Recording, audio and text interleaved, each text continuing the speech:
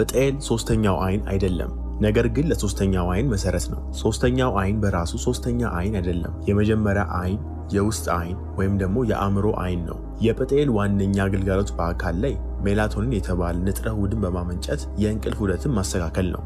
ጵጤል ካልሳይት የተሰኘ የድንጋይ ማዕድን ይዟል። የድንጋይ ማዕድናት ኃይልን የማጉላት አቅም አላቸው። ጵጤልም በዙሪያው በሚገኙ የድንጋይ ማዕድናት ምክንያት መረጃን ከኤሌክትሪክ መግነጢስ መስክ ውስጥ እንደ አንቴና ተቀባይና ወንጣቂ ያደርገዋል። ጵጤል ሲነቃ ከልኬት ያለፈ ግንዛቤ ይጨምራል። ትንፋሽን መሳሪያ አድርገን 3 ዋነኛ መንገዶችን ብንጠቀም፣ የመጀመሪያው በአርምሞ ወቅት ትንፋሽን ከወደ ዕቃ አንስቶ እስከ መሃል አናት በመውሰድ በጵጤል ላይ የሚገኙ የድንጋይ ማዕድናት እንዲኮማተሩና እንዲዘረጉ ማድረግ ነው። ይህም በኤሌክትሪክ መግነጢስ መስክ ውስጥ ንዝረትና ስበትን በማውጣት የመረጃ ሞገድን ለመቀበል ያገለግላል። ሁለተኛው መንገድ የጵጤል ጥቃቅን ፀጉሮች ከአንጎል የሚወጣው ፈሳሽ መልሶ እንዲያገኛቸው በማድረግ ነው። በጵጤል ውስጣዊ ክፍል ላይ ሲላ የሚባሉ ጥቃቅን ሽፋሽፍት የሚመስሉ ፀጉሮች አሉ።